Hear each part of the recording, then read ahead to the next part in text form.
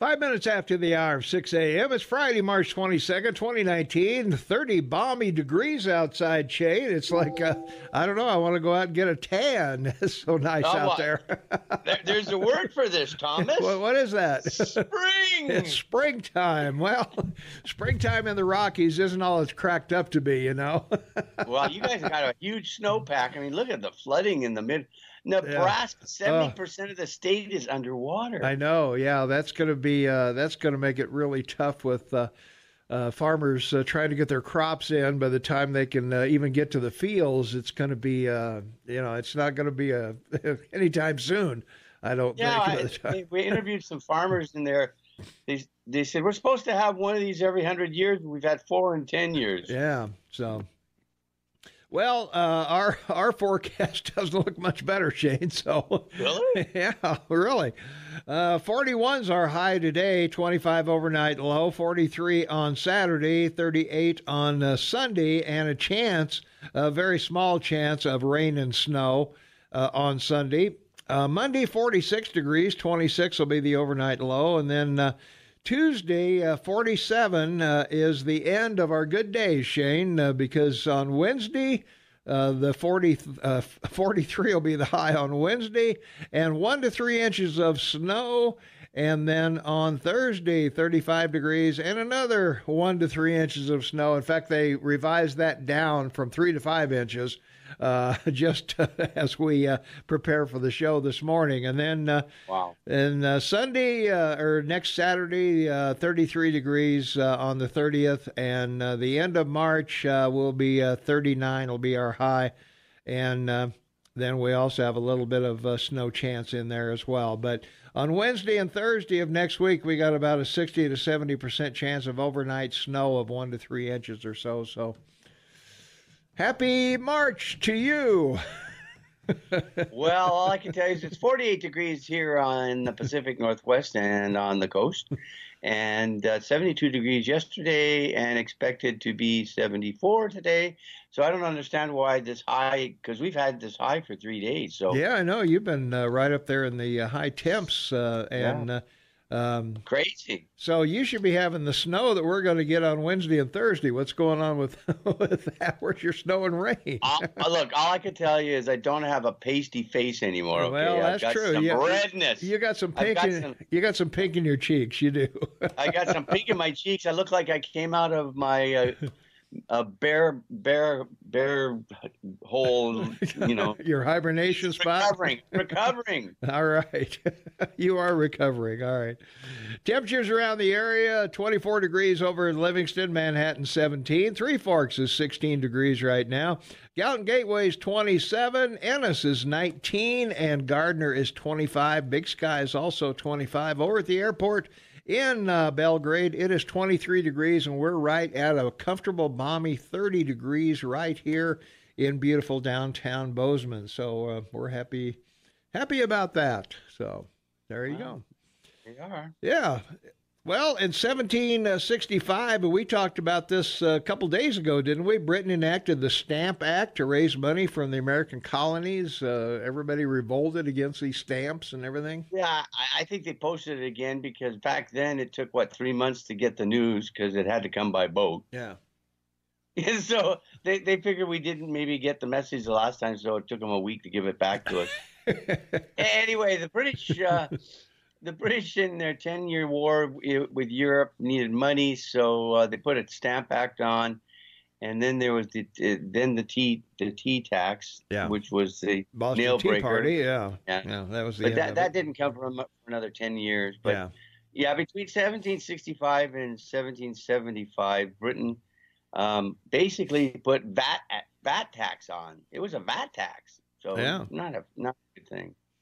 And to top everything else off, 1882, Congress outlawed polygamy. So, boy, no fun in America, that's for sure. No, and that was because the Mormons, right? You know, they were big in Ohio, right? Which I never understood why Romney never took Ohio, because that's where they built their first temple. Yeah. And they drove them out of Ohio because of this, and then they went west and found their homeland. Yeah, went to Salt Lake. Utah. Yeah. I don't understand it. Moses comes over the mountain and sees this really nice lake. Yeah. And says, "This is it." Mm-hmm. And the Mormons come out of the prairie and find a salt lake and go, "Oh, I think this looks really good." Yeah, right. No, I've never been down there. I mean, I know, yeah. It's a desert. Well, it is a desert, that's for sure. I mean, they got some nice mountains there along Salt Lake, and a temple. And they got a big temple there too. But and a gentleman that climbs to the top of it to talk to God. I really like. All right, well, somebody should. Someone's way things are going. Seriously. All right, 1894, hockey's first Stanley Cup championship was played in Montreal. That city's amateur athletic association beat the Ottawa Capitals 3-1. So long before hockey moved to the USA. Oldest sports cup continuous since 1894 in North America. Yeah. It is the Stanley Cup, baby. Yeah, there you go. Well, 1895, and what is generally regarded as the first public display of a movie projected onto a screen, Auguste and Louis Lemare, showed their first movie, the 1 minute employees leaving. Where are they leaving? The Lemare factory. Of course. They showed that to an invited audience in Paris. So I'm sure everybody was excited. It took you longer to park your horse and get your jujubes and get in there and sit down, and then 1 minute you're done. It's the beginning of the, it's the end of the 19th century. Yeah. And video arcades were really big. The ones you went in and. Like the ones you had as a kid where you click it, right? Oh, yeah. Yeah. Well, I can't remember what it's called. Remember? Anyway, people would go in and they'd stand with these incredibly large metal edifices in front of them, about 4 or 5 feet tall, look into it and spin it. Yeah. We had those at Public Library when I was a kid. You could go in there and watch those flip card movies. Yeah, I know. But some of your best friends were, we won't go with your best friends. Well, no. Be hard to send those. Be hard to send those to your girlfriend now. Mark Twain. Well, FedEx delivery. Here's your flip card of your boyfriend. Well, and a lot of them were dangerous. They were lingerie. Women in. Oh yeah, they were risque. They were risque. Yeah, pantaloons back then were considered lingerie. Right. Yeah. I wonder if they showed this 1 minute movie twice for the people that got there late. Well, this is where we came in, Marge. Did you think they had an intermission for people to go to the lobby? And go to the lobby and discuss the movie, and wonder how many awards it won. 30 seconds into the movie, intermission. For Best Picture, it's employees leaving Lemoore. For Best Sound Effects, it's employees leaving Lemoore. There you go. For Best Special Effects, it's or Best Piano Player. Yeah, you go. 1941, the Grand Coulee Dam in Washington State went into operation. That was quite a deal at the time. It was huge because it was a gigantic secret. It was a gigantic secret plan called the Manhattan Project. Mm-hmm. And the Grand Coulee Dam was built to provide the electricity to operate the nuclear facilities in Washington. Mm-hmm. And it's an amazing accomplishment what America did between 1941 and 1945, just in 4 years. Wow. Yeah. 1945, the Arab League was formed with the adoption of a charter in Cairo, Egypt, back in the day. After the war, this was the big plan, because these countries had all been formed after World War I in 1921 in Paris. The Ottoman Empire, so to speak. Breakup of the Ottoman Empire. So, 1946, the British Mandate of Transjordan came to an end. So, Well, if anybody knows what the British mandate of Transjordan is, 522 talk. I can tell you. So well, I know you know what it is. But oh, okay, all right. We'll wait. No, you can. No, go ahead, because I don't think anybody's going to call at this hour. Well, it was that England decided they would stay in the Middle East in what is Transjordan and included Palestine because there was no Jewish state yet. And so you had the Palestinians, the Jews, and the Jordanians, which had a monarchy. All right. Believe it or not, a call. There you go. See? 522 talk is the number. 522-822-8255. Caller, you're gonna brief us on the Transjordan mandate? Hello. Well, maybe not. I guess he heard you going ahead with it, so he decided he wasn't gonna duplicate the effort. Back, so please. yeah. All right, 1962, Barbra Streisand made her Broadway debut at age 19 in the musical "I Can Get It For You" wholesale at the Schubert Theater. There you go. And in 19, go ahead. I was just gonna say that you went on to make those famous movies that she did, and yeah. I mean, the woman's voice was, it's like the gal that sang for the Titanic, that great Canadian, Yeah. Never saw that movie yet. Titanic. Oh, come on, Tom. What is this with you? Never go to Yellowstone Park, Glacier. You don't go to movies. Hey, come on. Wake up in the morning and do. Well, I watch news. Okay. Well, you can't do anymore because there's no more blockbusters. Oh, yes, there's one left in Oregon. There's one left, yeah. 1965, Bob Dylan's album "Bringing It All Back Home," his first featuring an electric guitar, was released, and he was booed off the stage at one place for using an electric guitar. Everybody felt that was just such a sellout for somebody who had written all these songs and done everything with an acoustic guitar, and the audience saw that as a complete sellout. And we're not going to put up with that.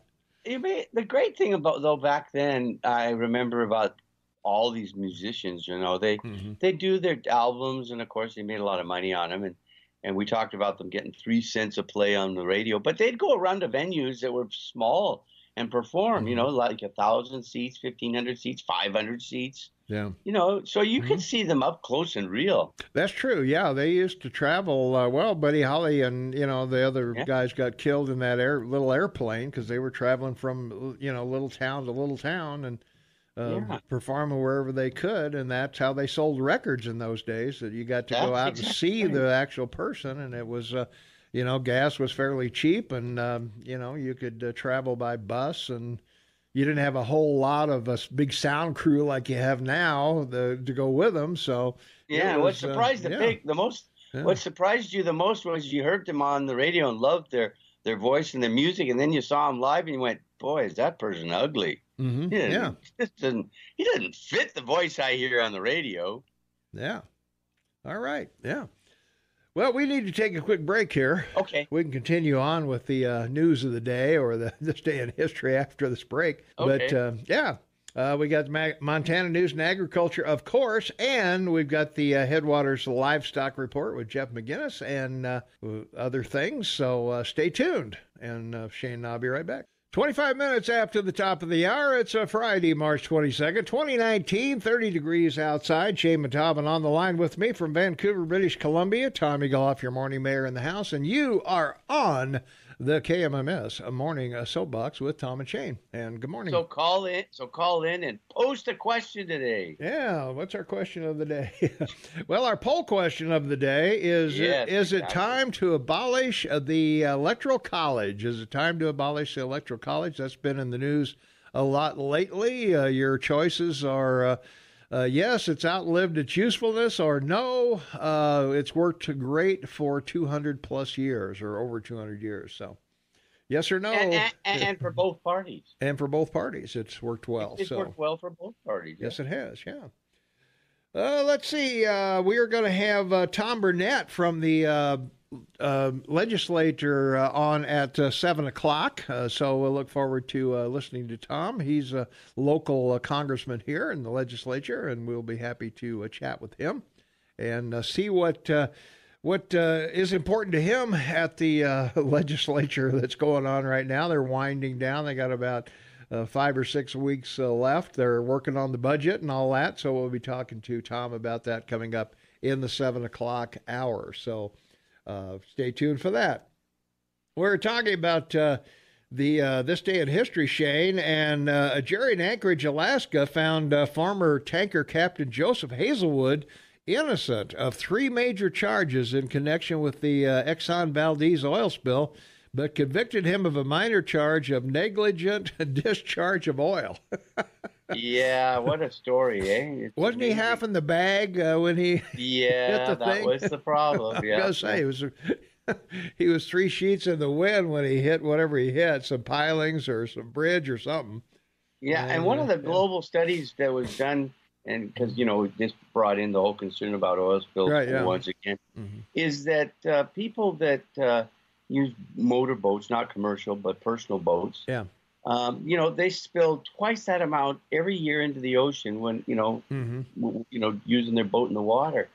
Yeah, you can see it. Yeah, because they're kind of they're those they're an oil-based gasoline engine, but you can see the little slick on top when the motor's sitting there, and running. It's got this little slick on the surface of the water.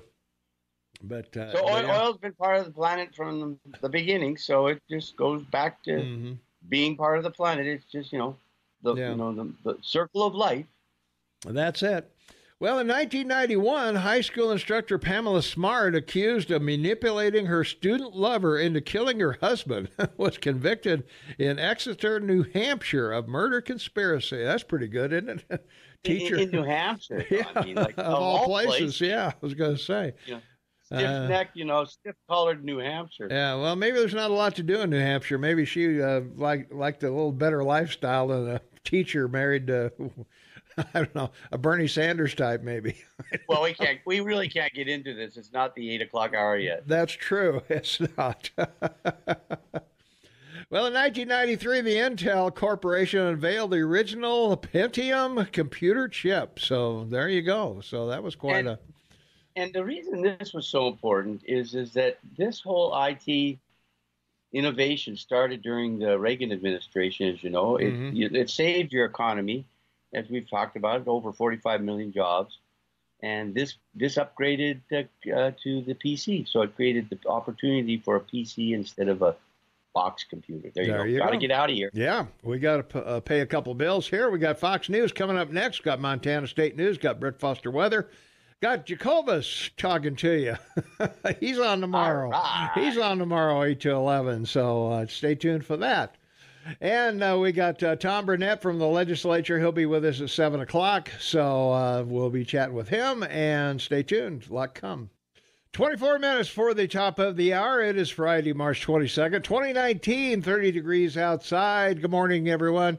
Welcome to the KMMS Morning Soapbox with Tom and Shane. Shane and Tobin on the line with me from Vancouver, British Columbia. Tom Eagleoff, your morning mayor in the house. And coming up at 7 o'clock, Tom Burnett will join us from the legislature, and we'll find out what Tom is up to, what some of the things that he's got on his mind that he wants to talk about. We'll be talking about the budget, pensions, and how the session is going. So stay tuned for that. That'll be coming up at 7 o'clock this morning. So if you want to be a part of the big broadcast, by all means, give us a call, 522-TALK, 522-8255. You can text us at 478-8298.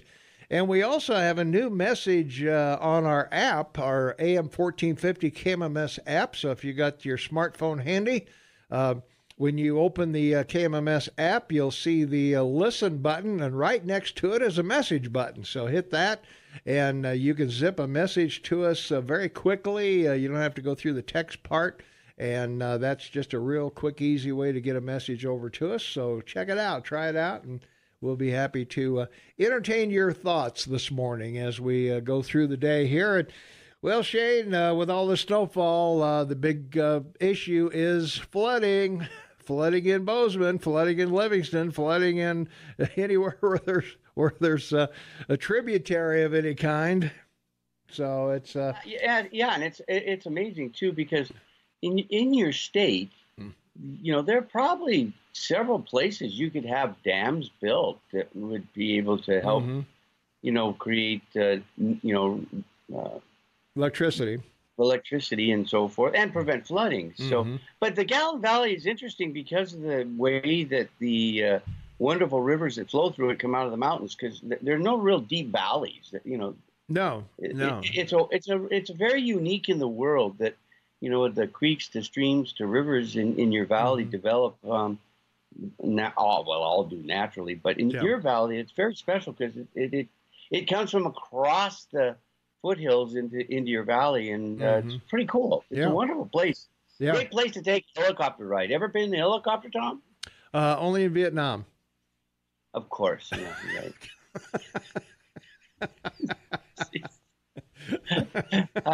You're amazing. I don't even want to go into the list of cities I've taken helicopter rides over. I don't even want to go there. All right. Well, Bozeman must have been one of them, I guess, huh? Nope, actually, it wasn't. Done it? But my incredible sister, we went on a cruise to Alaska in 1999, and she took myself and Kelly and her up onto a glacier by helicopter. Now that was amazing. I bet it was. I bet that was something. Yeah. Kelly's having pretty amazing people. They're wonderful. It's probably gone now, though. Of course, with global warming. No, it's bigger now. It is. Okay. And we landed by a crevasse, and we got out and we walked over to this crevasse. Yeah. A scary thing to look into. I mean, seriously. I bet. Yeah. Like look into the Grand Canyon. Right. Well, have you been to the Grand Canyon, Tom? No, haven't been to the Grand Canyon. Tom. Haven't been to Pikes Peak. I have seen the St. Louis Arch. I went down the Colorado River through the Grand Canyon on an 11-day trip. It was amazing. Yeah. Been to New Orleans. Took a tour of the Superdome. You did go to New Orleans? Oh, yeah. Yeah, and you went down on that great Bourbon Street? Oh, yeah.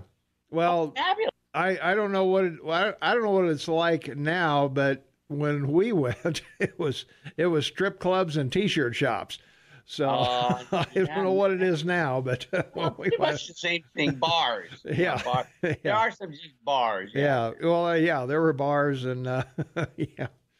So anyway, those were the days. But anyway, flooding will be an issue they're afraid of. We'll talk with Jeff Krause a little bit about that tomorrow. He'll be in here at 8:00 tomorrow, and we'll be talking about that as along with some other things. But daytime temperatures getting into the 40s with nighttime temperatures right at the freezing mark. So that certainly isn't going to encourage some fast melting. And we have a lot of snow here, man. It is a lot. Snow, yeah. We got something like 27 inches, I think, in February. We usually get like 5.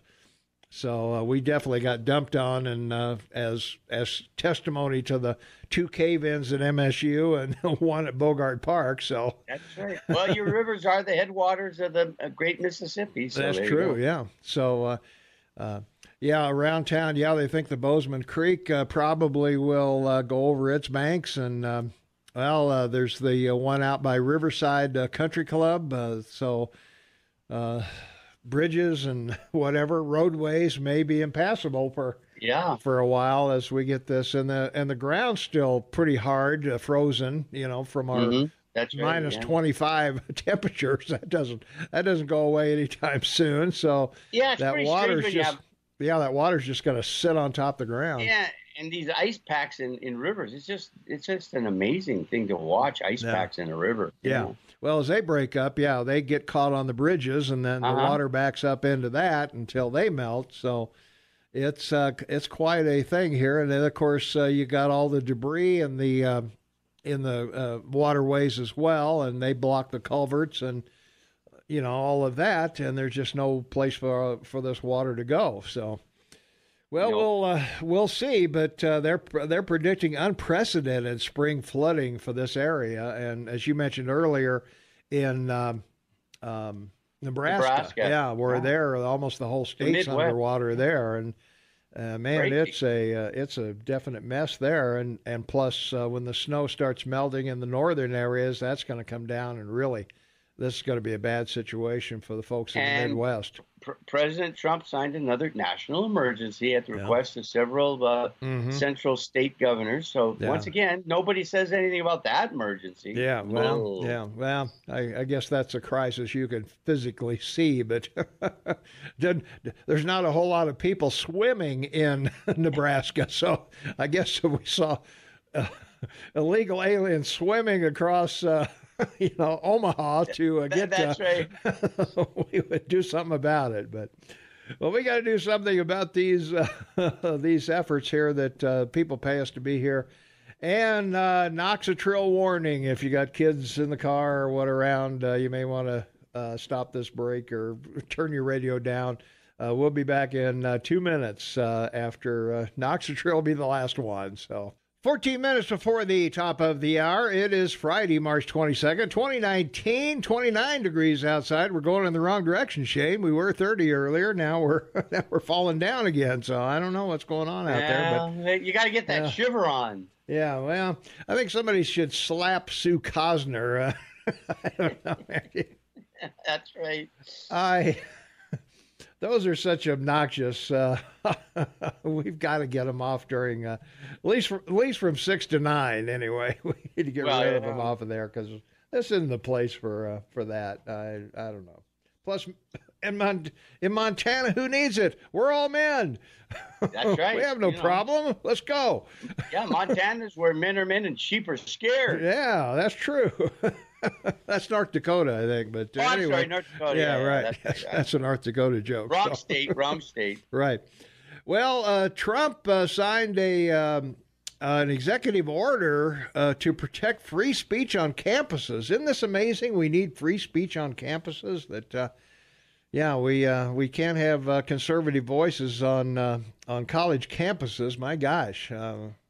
What will the mush minds think if they hear something like, the free market or, pull yourself up by your bootstraps and the government's not the answer to everything? But the sad reality is it's a conspiracy. Academia doesn't want free speech. They want to restrict free speech to what they want it to be. Mm-hmm. And because of that, and the fact that they control a lot of campuses, the laws aren't enforced. I mean, all these demonstrations and riots occurring on campuses preventing people, from having the right to make a statement. Yeah, should be backed up and protected, not just by the police. I mean, don't you have a police force on your campus? I mean, there's 15,000 students. Mm-hmm. Yeah, we do. Yeah, we've got the campus police that. Well, and I think in some cases, I think the administration tells the cops to stand down and, let things happen as they will naturally. And, of course, the speaker can't get in there because the demonstrators will block the way or go in and demonstrate inside the event. And, they publish it all on social media, let's go disrupt this because, this is speech we don't want to hear, exactly as you pointed out. So we got to go good cop, bad cop on Tim tomorrow and ask him about this, okay? Yeah, okay. You want to play the good cop? Sure. You're always the good cop. I'm always the good cop. Yeah. Yeah, because I'm on the other side of the border. You're the bad. You're the bad person. You're the one that jumps on everyone. I know. My junkyard dog in waiting. Well, I don't know that this executive order has any teeth in it, other than he is saying you'll lose your funding if you don't do it. But boy, that would be really tough. I think the courts would have a field day with saying, no, you're not going to cut the funding for we want free speech, but not for making it available or whatever. And then that's so suspect as to what did you do? Did you do enough to make it available? Did you have enough protection there to make it available? Was it safe for people to be there and all of that? So it would be an individual case on case basis. So while this sounds good on paper, I don't think it has a whole lot of teeth in it that will affect anything. That Republican Speaker of the House that Trump had the first 2 years. He just didn't want to do anything about it. Yeah, no. Well, I remember when Condoleezza Rice was here, I wrote a blog in retaliation to one of the MSU professors that didn't want her here, called her a war criminal, and all of that. And I'll have to look that blog up and see what I actually said about it. But basically, I said, hey, all views should be heard, whether you like them or not. We want people to go to our homepage and do what? Download our shows. Yeah, download the show. Download the app and listen to your blogs. Yeah, and go to Facebook. We need Facebook. Oh, and give us a like. Yeah, we need a like on Facebook. We got about 8 or 9 people that we need 8 or 9 more to get 1,000 likes on our Facebook page. So that's not too much to ask, I don't think. Yeah, I've been there, done that. I know you have. I shouldn't say that, should I? Yeah, you should. That's nepotism. It's some form of nepotism. All right. Well, we got no Noxatril, no Babble, but we do have Michael Savage in this next block. So we'll be right back. 7 minutes before the top of the hour. It is Friday, March 22nd, 2019, and I found my article that I wrote on that, Shane. It was back in 2012. Wow. So, you're a psychic. Tom's opinion, the death of freedom of speech in Bozeman, Montana. That was the title that I used, and it's not very long. I'll read it to you. I was very concerned when I opened the Bozeman Daily Chronicle and read the headline and article, Professor Protests Condoleezza Rice as MSU Speaker, written by the staff writer. I had read the letters to the editor written by Professor Billy G. Smith, voicing his concern of the damage that might be done to our impressionable freshman class after uncensored exposure to Dr. Rice's thoughts. He stated many faculty, staff, and students at MSU are appalled. I had to go online and make sure I hadn't missed the constitutional amendment repealing the First Amendment. I was gratified to see that in spite of Professor Smith's constitutional ignorance, the free speech was still one of the few rights I had left. A common term among the young is to send a shout out to a friend. That term indicates an appreciative mention. Professor Smith and his faculty staff and appalled students prefer the shout down. A shout down is an unappreciative way to silence any speech with which they happen to disagree. Heaven forbid the freshman class and 6,000 expected guests might be able to make up their own minds as to the credibility of Dr. Rice's based on her remarks. Thankfully, Professor Smith is on hand to censor any thought that might conflict with his particular prism of acceptable discourse. Many students in Birmingham, Alabama were appalled at the actions of Dr. Martin Luther King. Many people in the South tried to shout down silence of that message. Many people were appalled that women wanted to vote. Many people were appalled at the hippie movement and the anti-war protesters of the 60s. Perhaps you might remember the police battling demonstrators outside the Democratic National Convention in 1968. People were appalled that a crucifix and a glass of urine was considered art. America was built on differences of opinion. Are we not going to have 3 presidential and vice presidential debates? Are we not having 2 national conventions currently showcasing 2 opposing points of view to the American people for their November vote? It is the opposing party and in the aisle shouting down the other party? Of course not. Why? Because we still believe in the freedom to express ourselves that our founding fathers gave us over 200 years ago. Among Professor Smith's objections to Dr. Rice's appearance include she was complicit in the starting of the war against Iraq by scaring the American people with false accusations that Iraq possessed nuclear weapons. She also still condones the use of torture of prisoners. I'm appalled that none of Professor Smith's charges against Dr. Rice have ever been brought before Congress or any court of law. Perhaps Professor Smith should change his name to Judge Roy Bean. Judge, jury, and executioner. I have free speech while I'm on the air, and in 8 years, no one has ever told me that any topic was off limits. You, Professor Smith, have free speech in your classroom. I'm not sure the university curtails your particular perception of history. If your totally unfounded statements, including Dr. Rice, are any indication, then I'm not sure your interpretation of history and mine would gel. In her 1960 biography of Voltaire, entitled The Friends of Voltaire, Evelyn Beatrice Hall wrote, "I disapprove of what you say, but I will defend to the death your right to say it." Article 19 of the International Covenant on Civil and Political Rights states, "Everyone shall have the right to hold opinions without interference, and everyone shall have the right to freedom of expression.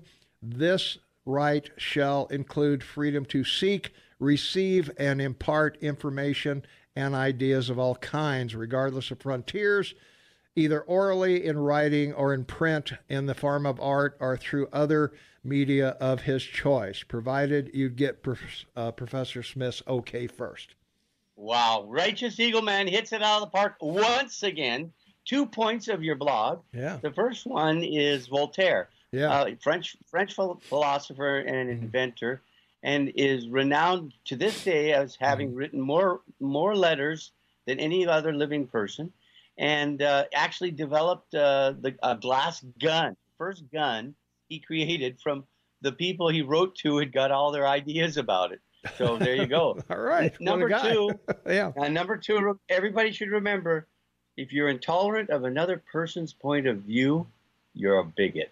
Yep, that's the strict definition of the term. That's right. Intolerance of another person's position, no matter what that position or point of view, no matter what that is. So, all right. Well, as we know, all views are welcome here. So we're coming down to the bottom of the hour, or top of the hour, rather, I should say. Tom Burnett's going to join us at 7 o'clock from the Montana legislature, one of our local legislators here in Bozeman. And we'll be chatting with him about what's going on up in Helena and what he sees as the important bills that are still hanging around. And we'll be talking with him coming up here shortly. So, and Jennifer Bordy will also be here at 8 o'clock. So we've got a full morning of stuff to go. You've still got the 5 things you need to know and all of that. So we'll try and cover all of that during this morning. So we appreciate you being with us. Thanks for taking us along with you wherever you are, wherever you're going, whatever you're doing. We greatly appreciate that. Don't forget, if you want to be a part of the big broadcast, 522-TALK is the number, 522-8255. You can also text us at 478-8298. And we also have a new message blog, or a new message on our app. You can go to KMMS or AM 1450 KMMS on your smartphone. When you turn on your app, you'll see the listen button, and right next to it is a new message button. Just hit that button, sign up, and you can send us direct messages. And might be a little quicker and easier than texting. You don't need to put any numbers in or anything. You just need to go over there and hit a button, and you're on the air. So we will be back with more of that and Tom Burnett right after the news at the top of the hour. Don't go anywhere. A lot more Morning Soapbox to come with Tom and Shane. We'll be right back. 5 minutes after the hour of 7 a.m., it is Friday, March 22nd. Finally Friday, 30 degrees outside. Shane and Tom on the line with me from Vancouver, British Columbia. Tom Eagleoff, your morning mayor in the house, and welcome to the KMMS Morning Soapbox with Tom and Shane. And we've got Congressman Tom Burnett from House District 67 on the line. Tom, thanks for joining us this morning. Good morning. It's another beautiful sunrise coming up. Yeah. Well, we talked off the air here a little bit, and I wanted to for maybe the people who aren't familiar with you, who aren't in your district, that you might want to give them a little elevator pitch about who you are and how you got to Bozeman and why you ran for the House of Representatives and all of that. So take it away. Sure. Well, I was born 64 years ago in Fairview, Montana. I'm one of 9 children, and my father and mother have lived all around Montana, took us wherever they went, of course. And, you know, they moved all over the place, but I always caught up with them. And I didn't lose any of the 9 of us in the process. I was living in Baker, Whitewater, Deer Lodge, Harley, Bozeman, Belgrade, Billings. I've served, this is my 4th term in the State House of Representatives. And I've served on appropriations all 4 terms and on the audit committee all 4 terms. So I've kind of focused on money and operations of government and transparency. Mm-hmm. I'm married to We have 4 children and 9 grandchildren, and I'm retired from business. All right. Yeah, for the benefit of people who've been here for a while, you used to run the marathon seat covers over on Griffith for a while. That's correct. Yeah. 29 years in small business. Yep. And well, you're on the Appropriations Committee, and you're overseeing the budget. I would assume, right?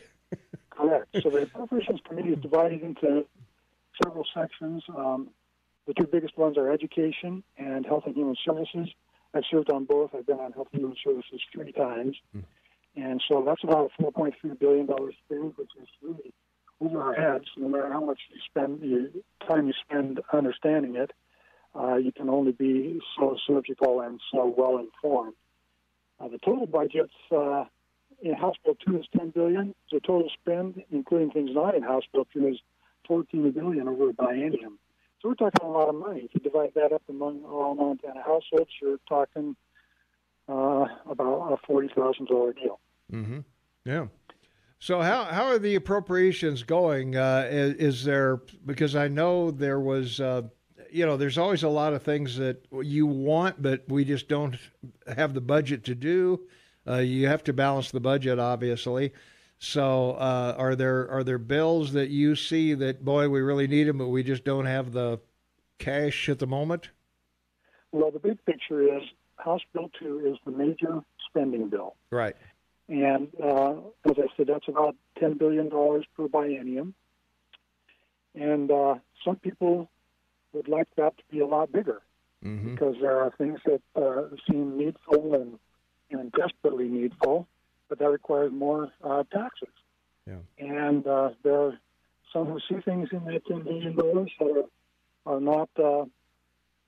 not needful. I'm sitting outside of a convenience store right now, and we spend in the food stamp program a considerable amount of money in sugar-added drinks, even some of the energy drinks such as Red Bull and Rockstar. And those things are fed into the food stamp program. And to me, that just does not fit into a nutritional assistance program.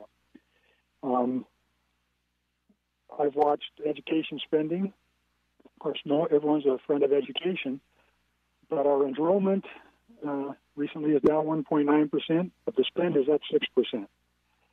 We've got campuses all around the state, not like Bozeman's, that are Bozeman's, pretty well utilized and highly subscribed, and a lot of good things happening in Bozeman, but many of the other 13 units are not very well attended. So we're kind of overbuilt in the brick and mortar department. Mm-hmm. Yeah. Yeah, it's, well, I appreciate what you guys do. Pretty, that's a lot to decide who's going to get what and how much and where it's going to go, obviously. Yeah. So. Yeah, that's what it comes down to. Everything needs money, and you have to decide what the highest priority is. Well, the other thing we talked about a little bit, pensions is another thing that Illinois is having a big problem with that. So is California, so are other states where the pension programs can't be funded and whatever. So how are we doing on that? Well, we're not quite middle of the pack in the states comparison. We're doing a little worse than average. We have, depending on how you assume the future rate of return on the investments that support these things, we are short about 120 to 400 or 500 million a year in funding those pensions. So while House Bill 2 kind of trundles along its own path and kind of maintains itself, and the state spending looks like an ongoing enterprise, we're forgetting a very important prior commitment. And if you factor in the Medicaid expansion, which is just a few years old and is up for renewal this year, a lot of taxpayers know about that because they voted no on it in November. Right. And that's about a 750, projected to be 850 million a year spend very soon. And a lot of those funds could have gone to supporting a prior commitment, which is pensions for public employees. Yeah. Well, I see we finally got some money for Romney Jim. Well, it's temporarily. Yeah. After 5 years of trying. But, is infrastructure a big part of this? Are we going to finally go after infrastructure in Montana with this budget? Well, of course, every session we spend 100 or 200 million a year on the infrastructure programs at the state level. Last session, gas tax was passed. That put more money into roads and bridges. So it's always an issue because it needs to be repaired, and infrastructure is good for economies. But it comes at a cost too. There's an infrastructure structural bill called House Bill 533 or 553, which has got some novel aspects about looking forward. How do you fund infrastructure in a sensible way without letting it get out of hand in the debt department? And that got broad support. So it's a kind of a mechanism for funding infrastructure in the future, and weighing the difference between cash and debt as you do it. Right. Yeah. So it's always a big topic. Yeah, it is, Tom. Yeah. Well, I know we balance the operating budget, but the capital budget is one that we can go into debt and borrow for things like infrastructure and other state needs. Are we planning on doing more borrowing? Well, many of us fiscal conservatives are very reluctant to increase our borrowing. Right.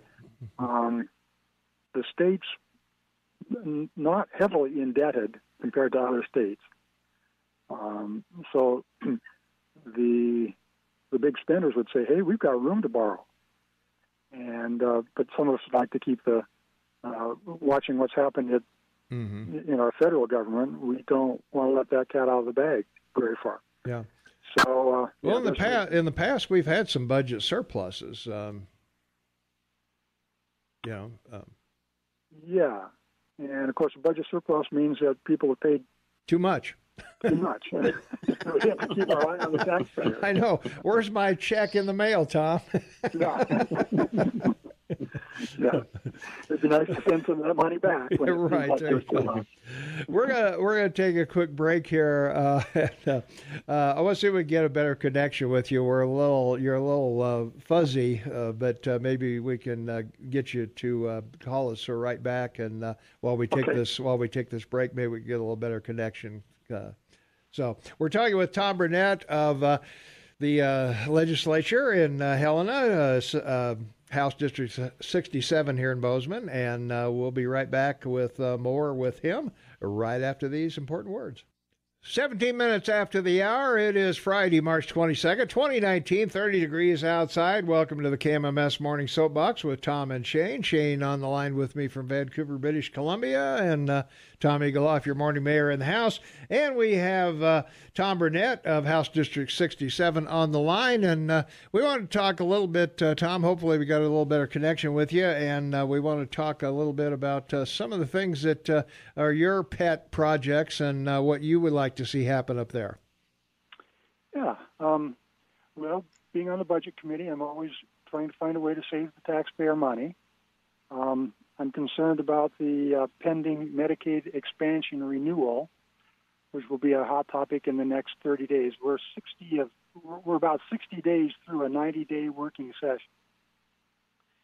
And Medicaid expansion is one of the big topics left to deal with. So it's very likely that it will be renewed, even though the taxpayers and citizens and voters rejected the renewal in November. So the best outcome that could happen if it is renewed is that it be strengthened and tightened up, and that eligibility standards be tightened, and the program be made to work as well as possible. So that's the hope, even though it probably will not be able to be non-renewed. Yeah. How do you overcome the will of the voters and just put this thing through? And yeah, well, that's not my position. Would be to go with the will of the voters. Yeah, well, that's what I thought. I'm scale that back. Yeah. So I'm on that side of the equation, but I'm probably not going to win that fight. Yeah. By the looks of things.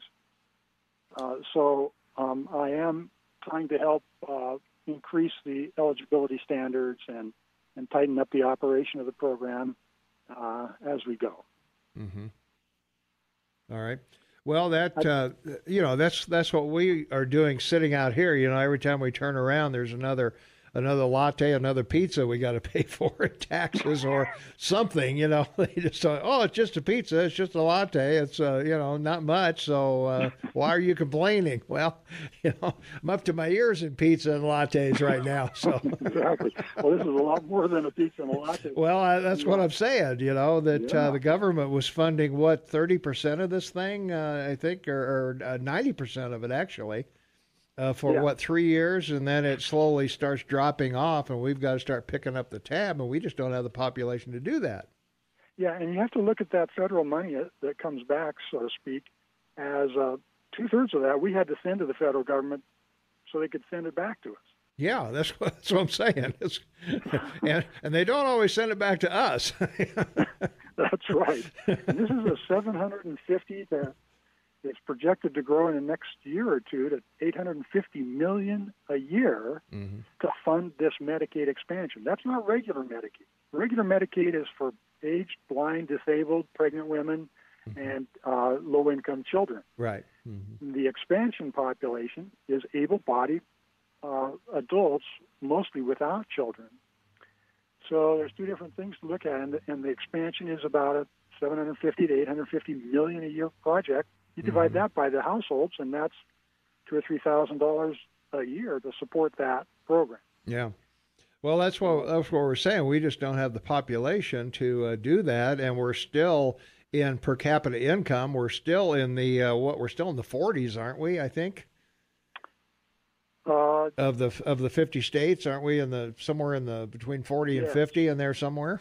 Yeah, income is lower measure than household income, but we're in the bottom decile by either measure.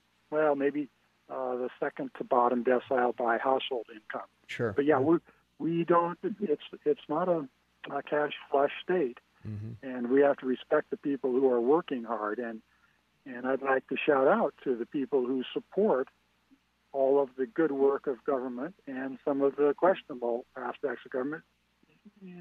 They're working really hard. They're risking. Some people are working 60 and 70 hours a week, and I just want to honor that. Yeah. Let's take a phone call, Tom, if you don't mind. See what the listeners have to say. Caller, you are on the Morning Soapbox with Tom Burnett. What's up? Hey, good morning, gentlemen. How you doing? Good. My question is on state pensions, since you brought up the topic.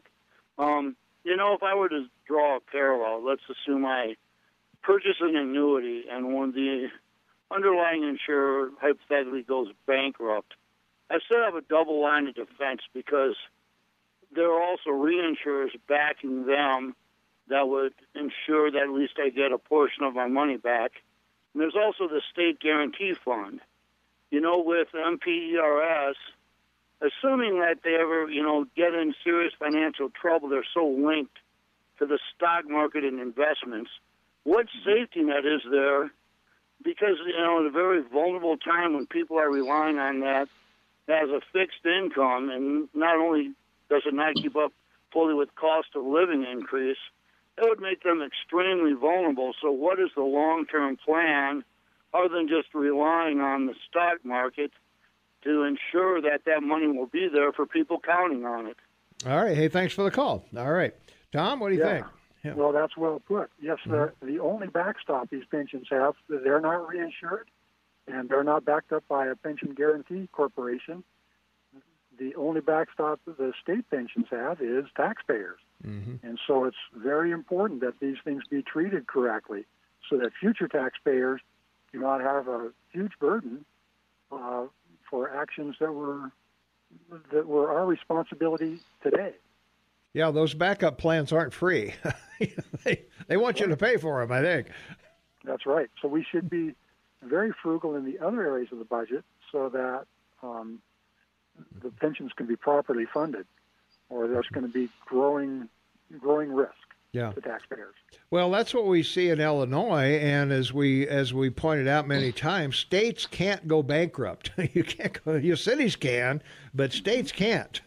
So Right. you just got to pony up the dough somehow, some way. And you're right. It's we have to be extremely frugal in how we handle future pensions, and that we maintain that we're able to pay for what we already agreed to. Yeah, it's a worrisome topic, and it doesn't worry just the taxpayer. It worries people who rely on these pensions. Yeah.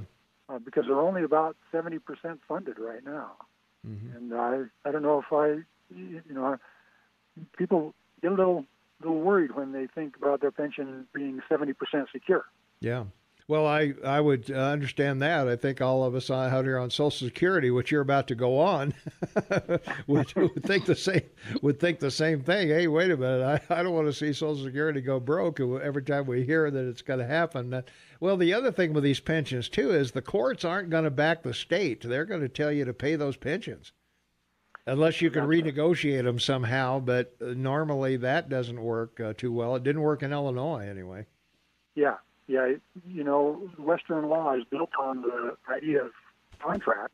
Yeah. And you do not go, you cannot reconfigure a contract unless both parties agree to it. That's right. Can't go back on your word. If you said you're going to do something, you got to do it. So that's the American way. That's right. So yeah. Well, hey, we got about a couple minutes left here. Any parting thoughts? Anything else we haven't covered that you want to make sure the people know about? Yeah, well, I always like to tell people who sometimes perceive that the tempers flare, and that is possible, sometimes happens, but most of the time, people of opposing political parties in the legislature are very concerned about one another. And even on a personal level, and personal relationships are good, and working relationships are good. And so that's a positive story that needs to be told more often. We worry about each other, we pray for each other, we go to bat for each other. And also, I'd like to praise the aspects of state government that do work very well. It's not all something to be lamented. We have many excellent, conscientious, and qualified employees that do good work every day. And so I always want to put in a positive spin, too, when we're trying to watch the budget. Okay. Can you, from our text line, Tom, at 478-8298, can Mr. Burnett give us some phone numbers so we can call and be heard about the expanded Medicaid giving money to people who don't want to work? It's ridiculous. Let me call you back with that, Tom, and you can put it on the air. I'm heading for Helena. I'm in Townsend right now, so let me get those call-in numbers to you by about 8:30. Okay, that'll be great, and we'll pass them on to our folks. We'll put them on our website and all of that, so that people can, if they want to voice their opinion on Medicaid, they can certainly do that with you. So that'll be great. Great. All right. All right. Well, hey, we really appreciate you being here with us. Thank you very much. It's great to hear from you. I get to run into you every now and then, but we don't get to see each other too often. But likewise. Yeah. It's always a pleasure. Yeah. Well, when you get back in town, we'll have to have you on here in person, and we can recap what you guys did. Okay. Keep up the good work. All right. Jane. All right. Thanks a lot. Take care, sir. Thank you. Okay. Thank you. All right, Tom Burnett, House District 67, sorry, get it in a minute. And we're happy to have him join us this morning. He'll get those numbers to us so that we can if you want to talk about Medicaid or the expansion of it or who gets it or all of that, he'll get those numbers over to us on our text line, and then we'll put them out for everybody in the next hour or so. Coming up at 8 o'clock, Jennifer Bordy will join us, so we'll be talking with her. And, we come back. Hey, there's 5 things you need to know, Shane, right? Huh? Every day. Man, we got the Brexit delay. No Marines are going to the border. Elijah Cummings says Kushner's using WhatsApp to talk to foreigners. So I don't know what that means, but boy, we have unprecedented floods across the country, and boy, a lot more. So we'll be talking about all that when we come back. And as I mentioned, Jennifer Bordy will join us. And thanks to Tom Burnett for taking the time to be with us. Scott Sales is going to be with us on Mondays from 8 to 9 with Steve White. So stay tuned for that, and we'll be back. 24 minutes before the top of the hour. It's Friday, March 22nd, 2019, 30 degrees outside, back up to 30, Shane. We're doing all right. Yeah. Thanks to Tom. Now you can take your parka off and just keep your sweaters on. That's right. Yeah. Thanks to Tom Burnett for taking the time to be with us. Sorry about the first portion of that. He was a little, had a bad connection there, but hopefully we got him a little clearer on the second part. So well, anytime you do live radio, you never know what's going to happen, or phone things are not always the way they're supposed to. You think Alexander Graham Bell would have perfected that long ago. Yeah, that's right. But I don't know. But anyway, Jennifer Bordy will be in at 8 o'clock, so we'll be chatting with her about the Supreme Court and all the things that are going on there. But right now, of course, 5 things you need to know. And the first one, I guess, is that well, we got another delay. Got 2 delays actually on Brexit. If they can't get it done by May 22nd, they get till April 12th. Or they just give them till April 12th to do it. So I don't know.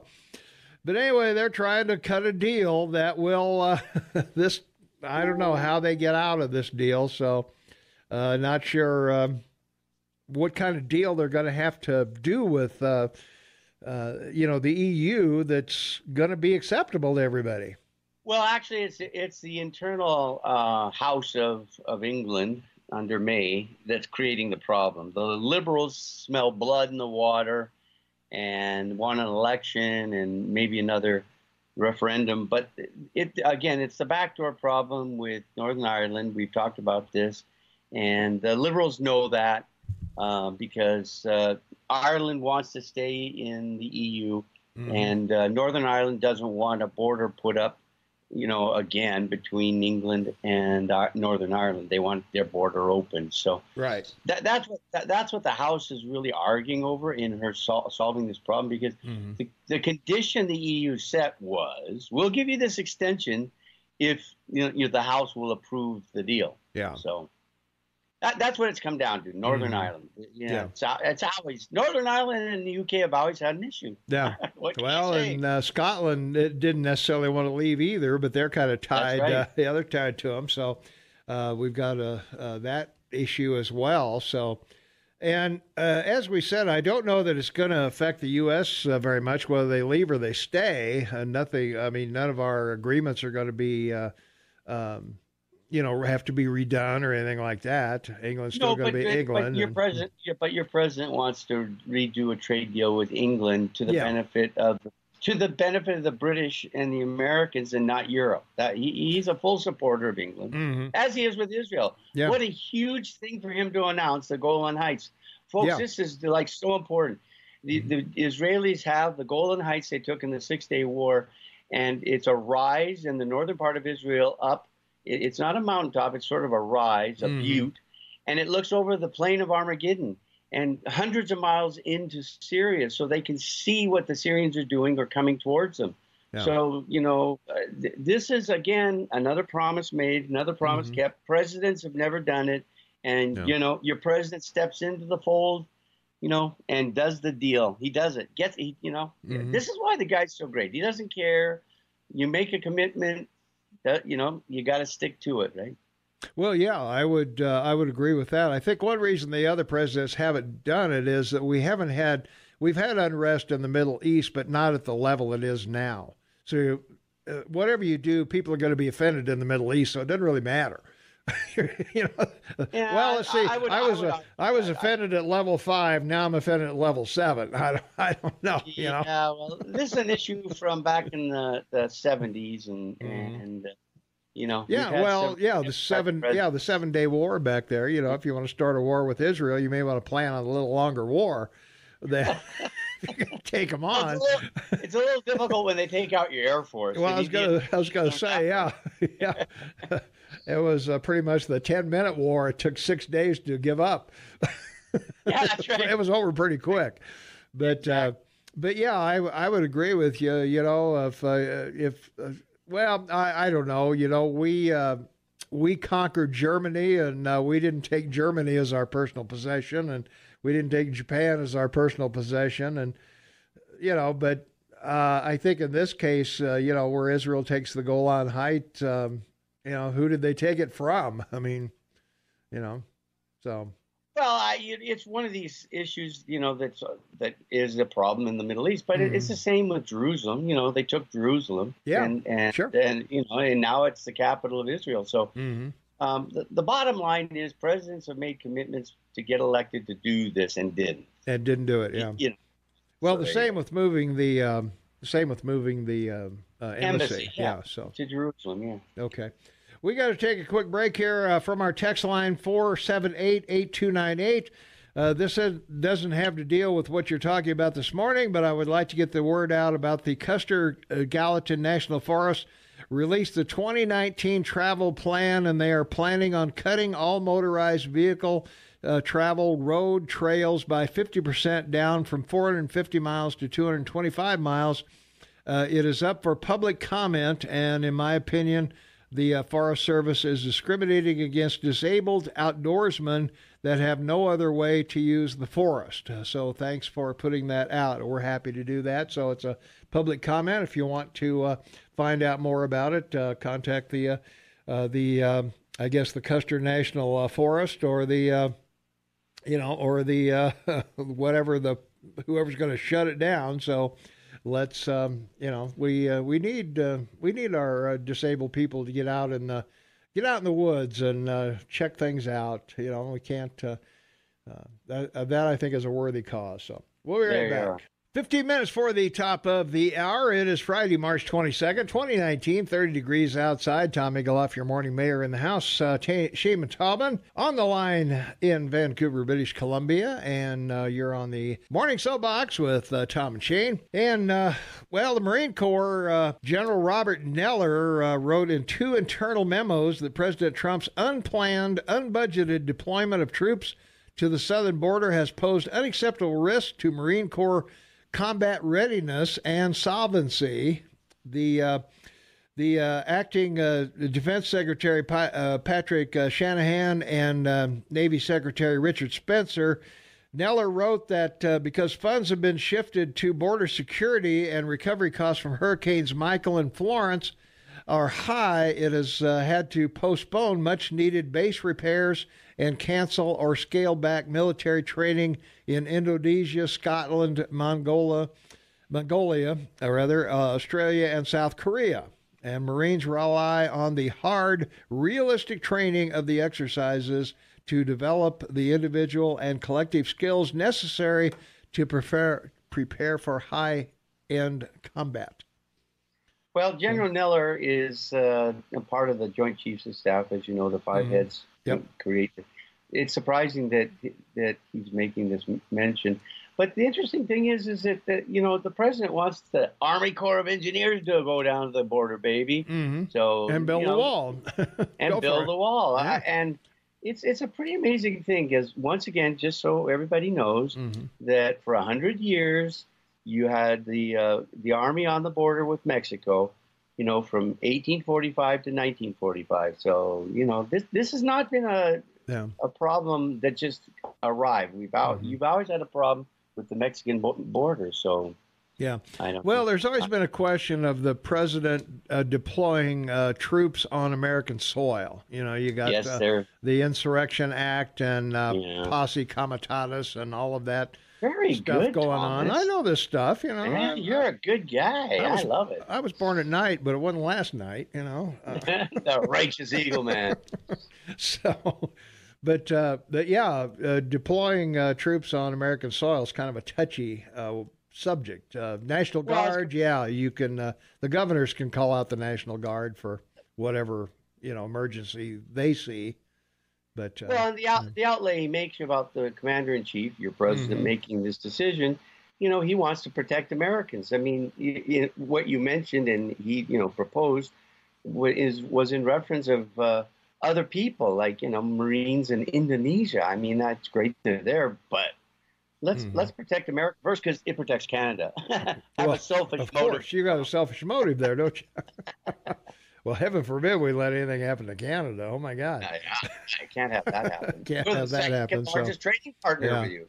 Well, I guess you heard they've rounded up about 400 illegal aliens outside El Paso, where Beto wants to tear the wall down in about 10 minutes or something like that. They found two groups of folks coming over the border about 3 a.m. in the morning or something like that. So well, but the best part is that like you said, hand a microphone to Cortez. Why? Give it to Beto. Yeah, right. Yeah, I was going to say, any of these folks, I want them on TV as much as possible. Absolutely. I want them. I want them in front of the public. AOC is going to be on the cover of Time magazine. Boy, if that isn't a death knell for you. That's like an athlete being on Sports Illustrated cover. Your career's done if you make the cover. Yeah, you're better to have your picture on a box of cereal. Yeah, at least you generate some, revenue. Revenue from that. Yeah, I don't think they pay you to be on the cover of Time. So, well, President Trump's son-in-law and senior level advisor Jared Kushner uses WhatsApp to communicate with foreign leaders in his official capacity, according to Representative Elijah Cummings, Democrat of Maryland. Revealed in a letter last Tuesday, Cummings is the chair of the House Oversight Committee and sent the letter to White House counsel and wrote that Kushner's attorney met with Cummings and then Oversight Committee Chair Trey Gowdy in December, before Gowdy left, of course, and told them about his client's use of WhatsApp, an encrypted messaging service that uses the internet to make calls and send text, photos, and videos, and whatever. So Cummings also said Kushner's wife, Ivanka Trump, is not preserving all her official emails as is required by law. So I'm not sure how he knows that, but... Well, it's another witch hunt. That's all it is. Yeah. We know that. Yeah, I mean, all the stuff the Democrats have done and thrown at your president's administration for the last 2 years has turned out to be nothing but a waste of $37 million. Wow. And they complain about the wall. Woo! Yeah. Well, we keep hearing reports. The Mueller report's coming out soon, but yet he asked for an extension until September. But apparently, he's going to release something in the near future. So, I don't know. And your Attorney General just spun everybody's head in Washington, because now he's not letting Rosenstein leave until the Mueller report's out. Yeah. So find out what's going on there. So yeah. I don't know. Can they force you to stay in a job? I don't know. Can they do that? Well, yeah, of course you can. And they want him in the job because they have access to question him, because he signed those FISA warrants. Well, yeah, that would be interesting. Well, they could still go after him if he was in office or out of office. Yeah, but it takes a lot more time. You can put him under FBI, guidance and question him and stuff about it. So. It's going to be interesting. It's all coming to the end here, Betty. Well, let's hope so. I'm not in a big hurry to get it done, but it's been going on for a while, and have you got something or have you not? It's sort of like Benghazi went on for 4 years or something like that, and nothing came of that. So. We don't know. So let's take a phone call. Then we got to take a quick break. Caller, you are on the Morning Soapbox. What's up? So Elijah Cummings always bothers me. Here's a man that crossed the bridge with Martin Luther King, supposed to be, all about, black people's rights, and he's a member of the Democratic Party. Yeah, I know. That's... surprising, isn't it? Surprising, yeah. Yeah, because those were the guys standing on the other side of the bridge beating the snot out of them. Yeah. Just an observation. With the water cannons and the dogs. Yeah. Yes, and not allowing black children into Schools, public schools. Yeah. Yeah. So it just boggles my mind when I hear him talk, because like I said, his big claim to fame was he was on the bridge with Martin Luther King. Yeah, and the rest of the Republicans at that time. Yeah. Yes, and the Republicans at that time. Yeah. And it just boggles my mind how somebody could join a party that treated his supposed people, that way. Yeah. And then every time he opens his mouth, it's just stupid. The only person that's stupider than OAC. Yeah. That's the only person that's stupider than him. Yeah. So, AOC and Maxine Waters are running a close second. They're tied. I think Maxine. There's another person that how could you even be a member of that party? Yeah, I agree. Don't you like her? Don't you like her wigs though? Don't you like seeing all the different wigs? And those stupid little cowboy hats. Yeah. Oh my God, Lord. Well, maybe our Montana female legislators should start wearing those. The Montana female legislator ought to wear those hats with the ear flaps. There you are. Yeah, that's what we should do. The puppy ones with the ear flaps. Yeah, the puppy dog. The puppy dog ear flaps. Yeah. Hey, those are Canadians, all right? That's a Canadian invention. Give me a break. Right. Yeah, well, I don't. Let's face it. We're 2 blocks from Canada. Yeah. Something like that. Yeah. Hey, thanks for the call. All right, appreciate it. Have a good day. All right, you too. All right, we'll be back in 2 minutes. 3 minutes before the top of the hour. It's Friday, March 22nd, 2019, 32 degrees outside. Shane Matavin on the line with me from Vancouver, British Columbia. Half man, half amazing. Tom Eagleoff, your morning mayor in the house. And we've got a caller basically waiting on the line, Shane. So 522-TALK is the number. Caller, you are on the Morning Soapbox. What's up? Oh, hey, morning. I'm originally from Missouri, and my grandfather was an elected state rep, Republican, back in 1902. And wow. At the time, the Republicans were going through a kind of a terrible split, not unlike, it's probably not unlike many political parties have gone through. Because big business, like J.P. Morgan and Vanderbilts and all of those fat cats from the East Coast were trying to buy up, the Republican Party was started by not necessarily small businessmen, but they came out of the Whigs. And the Whigs... That's right. Yeah, the Whigs had been the fat cats, the super rich of the day. And so in 1846... the little businessman was not able to compete against those fat cats. So the Republicans got started as basically small businessmen that were trying to take America back, right?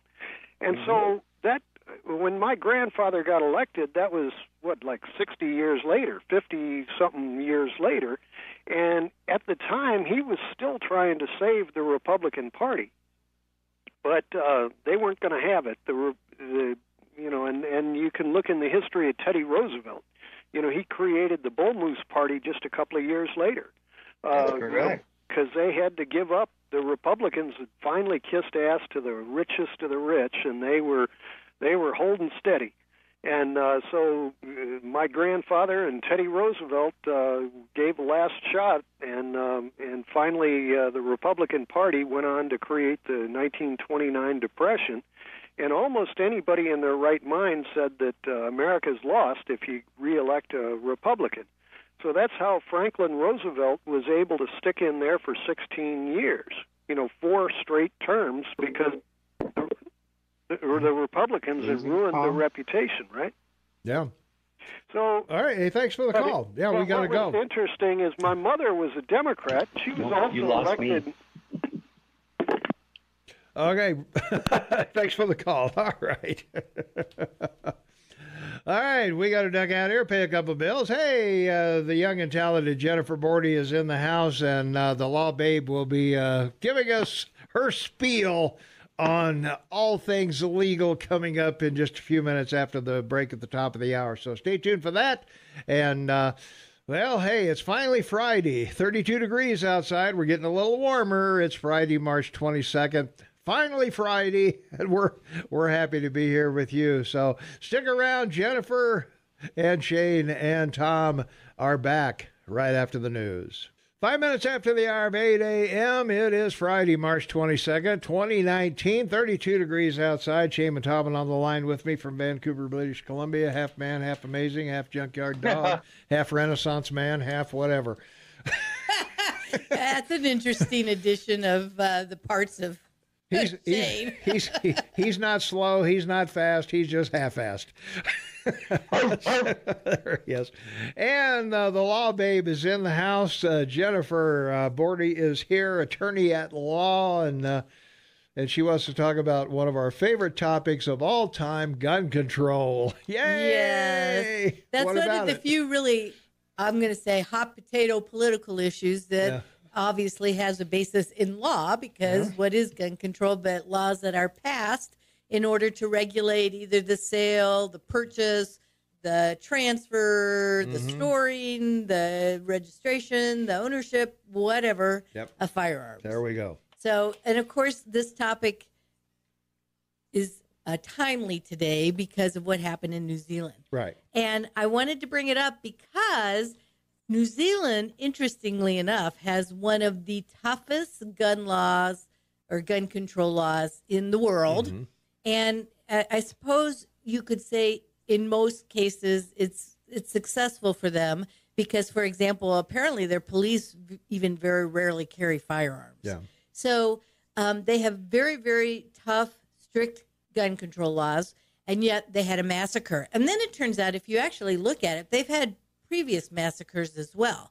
And in fact, some of their gun control laws came about because of a massacre back in 1996 or earlier, I can't remember, but not that long ago, but they actually had pretty severe gun control laws even before that. And so in New Zealand, we actually see what happens, what sort of happens here in America, where there's an outcry for more gun control every time there's a mass shooting. But in New Zealand, they actually passed the laws like they have now just since last week, which is fast work. They do it a little quicker than we do. Well, I'm wondering, this guy supposedly was from Australia. New Zealand's an island, of course, off Australia. Correct. And so how do you get the guns into New Zealand, or did he purchase the guns there or get them there somehow? I don't know. I don't know that it's ever been reported as to how he acquired the weapons.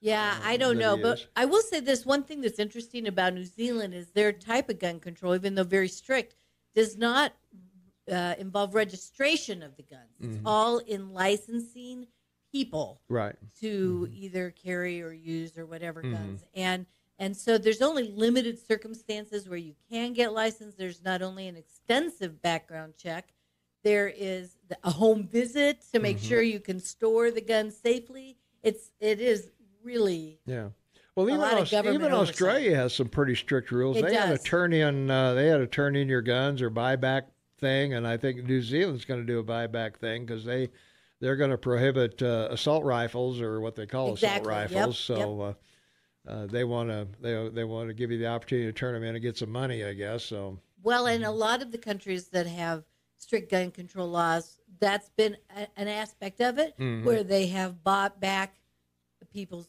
firearms. And usually that doesn't result in a huge percentage of firearms being turned in, but it's probably significant. Sometimes it's around 10%. Well, the thing that I would think, if you got the identification of the person who turned in the gun for money, and then you do a ballistic test on that gun, and it was used in a murder somewhere, the guy who turned it in may not be the murderer. Could have bought it or found it or whatever. But and it's interesting you mentioned a ballistics check to see if something is tied to a murder, because one of the things I tried to look into is whether the fact that quite a few states have registration of firearms. Montana is not one of them, by the way, and we are looked at as one of the, I'm using air quotes here, loosest states for gun control, but and I'm going to add, proud of it. Proud of it. Darn right. You can carry a gun openly anywhere in Montana. That's right. But at any rate, I wanted to see if registration actually helps solve crimes. Mm-hmm. Obviously, that in and of itself is not going to prevent crimes. Yeah. But actually, as with much gun control, there are a zillion studies, except by the CDC, and the reason for that is the funding was cut for the CDC to do any research on whether gun control laws effectively eliminate or reduce or whatever deaths by firearms, and that can be suicide or homicide, by the way. We'll talk about that in a second. But there's really nothing definitive out there about whether or not registration is a successful type of gun control. Now, if you're going to look at all the countries that have very strict laws, and some do involve registration, but actually the vast majority do not. It's more the same, licensing and overseeing the people, as opposed to, I guess you could call it, the guns themselves. Yeah, you go in, you get the background check, and you pick the gun up a week later or 3 days later or whatever it is, I guess. But really, here's the point I want to make. Okay, so in New Zealand, they have very strict gun control laws, and some would argue it works, but they have had more than this recent mass shooting. They've definitely had more than this recent mass shooting. And so the fact is just a reduction good enough, or are we looking to eliminate? And so since they have strict gun control laws, and yet they still had a mass shooting, there's certainly the argument to be made, which I think a lot of us here in the United States would like to make, that strict gun control doesn't really help. But the one thing, it turns out, it looks fairly uniform, not entirely, but fairly uniform. All these zillion studies comparing just states within the U.S. that have more severe gun control laws versus those that do not, is how it affects the suicide rate by firearms, at least. And actually, that usually affects the suicide rate overall, because apparently most suicides are by firearms. But there is, I hate to say this, but there is apparently a number of valid studies that show that more strict gun control laws do reduce the suicide rate. But as far as whether or not it reduces the homicide rate by guns, that is all over the board, and nobody has actually come to a definitive conclusion. It's hard to say, because homicides, some are deliberate and some are accidental and some are... True. You know, that... and most of these studies look at any kind of death by firearm. Right. But as far as homicide goes, though, which is not an accidental death, obviously. Right, yeah. But as far as that goes, I mean, there's even one study that said in 9 states, their stricter gun control laws did reduce the homicide rate. In 9 states, their strict gun control laws, it went up. And in, I think there was like 25 states altogether. So another 7 states, there was no impact whatsoever. Yeah. So there is no study that shows that strict gun control laws are going to affect a homicide rate. And think about that. Even though Montana is well known for having a very high suicide rate, again, connected, no doubt, I suppose, I think it's connected more with the state of mental health in Montana, which, let's face it, we do not have the resources here to address mental health issues as other states, larger states that also, have severe gun control laws, like New York or California. I mean, they have huge populations. They have much more available in terms of addressing mental health issues. Well, also too, we're primarily rural, which means that you need some kind of protection, not from human predators, but from if you run into a bear, or a mountain lion, or whatever out in the wild, or even snakes or things like that. I think most people will, have some kind of weapon nearby in case they need it. Well, the point I was trying to make, but you reminded me of another point about New Zealand's laws, by the way, I'll say that one now, which is self-defense is not a reason to get a license in New Zealand. It's not. Whereas if you think about Heller versus District of Columbia decided by our U.S. Supreme Court, that was the main reason they said that the D.C. ordinance was totally unconstitutional. But regardless, back to what I was saying. So Montana has a very high suicide rate. I think we're in like the top 5 of all states. But comparatively, we also have a very low homicide rate. Yeah. So, I mean, just looking at Montana in some study, I guess, would one of the states that's going to throw any study where you know that they're trying to prove there is some connection between more strict gun control laws and a reduction in homicides. But that doesn't work in Montana. Well, Shane will tell you Canada's got some pretty strict gun laws as well, right, Shane? Correct. Yeah. And is there any evidence about how it impacts either a homicide or suicide? Well, lots of studies have been done here, but the premise of it is you have the right to own guns. You're just restricted as to how you own them and store them. Yeah, you got to keep the ammunition separate and take the gun apart and keep it in different rooms, and sort of like the DC version. All under lock and key. When you take, you have to call the RCMP if you're going to a gun range. You have to call the RCMP if you're going to go on, and you have to have everything in the car separated, and you can't put the gun together until you reach your destination. Wow. And you have to bury the keys to everything in the backyard. That's right. Yeah. Well, yeah, that's pretty strict. So does Canada have a high homicide rate? I have no idea. No. No. Okay. I wouldn't think so. Well, you've only got 30 million people there, so you'd be about the size of California or, a couple states. Yeah. So it'd be hard to, it'd be hard to tell. We have less than 300 a year. Yeah. So, all right. Wow. That's pretty good. That's a weekend in Chicago. Although still 300 a year is probably higher than just Montana, but of course we only have 1 million people. Yeah, I would think so. But they calculate these rates per capita. Mm-hmm. So to say we have a high suicide rate, actually, if you wanted to say X number of people committed suicide in Montana, it would still probably look low compared to other more populated states. But they do it per capita. So it's the number of suicides per 100,000 population, the number of homicides per 100,000 population. So, I mean, obviously the big question is, and I know we can't decide it today, and I don't think we'd want to decide it today, by the way, is whether or not it's actually effective in any manner whatsoever to have gun control. So another area of evidence, if you will, in the U.S. itself is the Brady Law that was passed in 1994, which puts more restrictions on whether you can own or possess firearms in the future. For example, anybody convicted of any kind of felony, even writing bad checks, can never own or possess a firearm ever again in their life under federal law. Right. Now, under Montana law, even though it conflicts in that regard with federal law, your rights are restored after the conviction of any kind of offense, after you have fully discharged your sentence.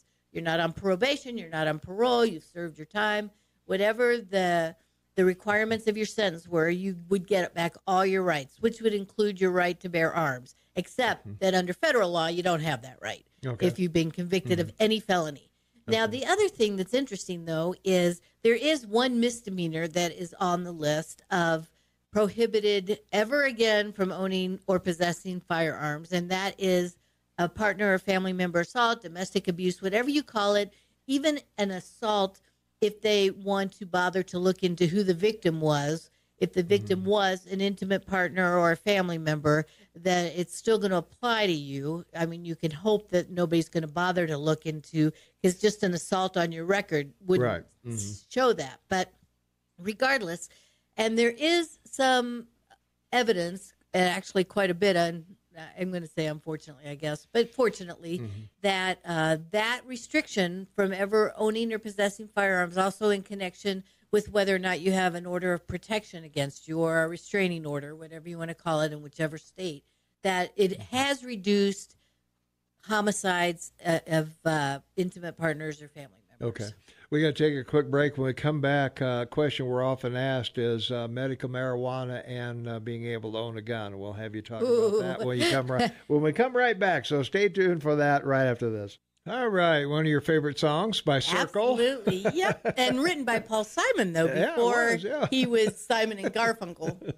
Let's take a phone call, and then we'll get to our question about medical marijuana. Caller, you are on the Morning Soapbox with Jennifer Bordy. What's up? Well, this is a timely. Speak of being high.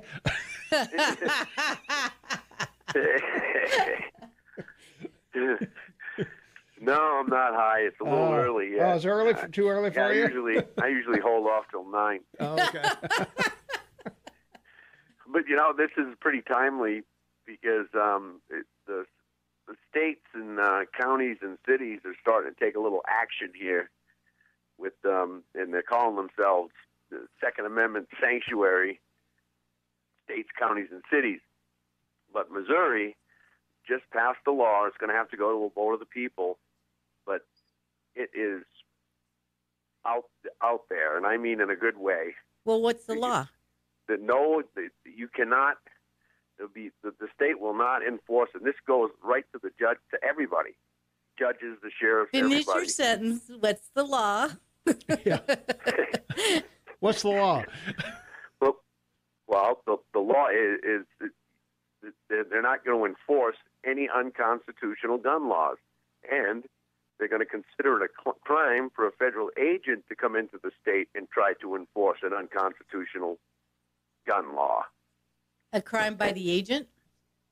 Yep, they're going to consider the agents breaking the law. That law is not going to pass muster at the probably U.S. won't hold. Supreme Court. And who decides whether the law is constitutional? Well, I would imagine the people who passed it. I mean, the state legislature and the people, because this will go to a vote of the people. Oh, I see what you're saying. The legislature. Yeah. Right, and if we're supposed to be the sovereign, well, I guess that would take care of that. And also, you got states that are legalizing constitutional carry. You don't need a concealed carry weapon. That your Second Amendment right. Yeah, your Second Amendment right is it. That's your right to carry concealed. So there's a lot going on with the Second Amendment on both sides of the issue. Which this Missouri law is going to be interesting to see how that plays out. Well, I think it's going to go the way of the Firearms Freedom Act that we passed here in Montana, which fizzled in the Ninth Circuit. So, it's not likely to have that much chance of withstanding judicial scrutiny. Well, does it fall?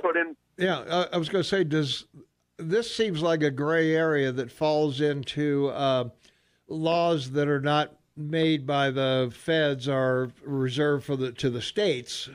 Was that the 14th Amendment or something like that? Or well, no, actually, it's the 11th Amendment. 11th Amendment. Yeah. Okay. Yeah. But on the other hand, it is covered by the federal Constitution. So. Well, we have federal gun laws, obviously. Yes. So, but do we have the right to disobey them like we do marijuana laws and other laws that the feds we don't really have the right to disobey them, though. That has been firmly decided by the U.S. Supreme Court that even if, for example, if marijuana is legal in a particular state, but it's still illegal federally, then you can still be investigated and prosecuted. Prosecuted for it, yeah. Well, I think that's why.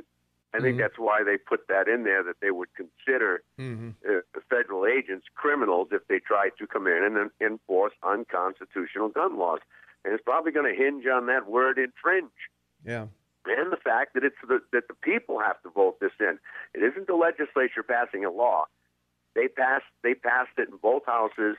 Now it goes to a vote of the people. Well, that's what they do with marijuana law in Colorado and Oregon and the other states, I can already think of at least one really good constitutional argument against that law, which is it'd be an ex post facto law. They're trying to make criminal something that's legal, which is an agent of any kind doing their duty to enforce the law.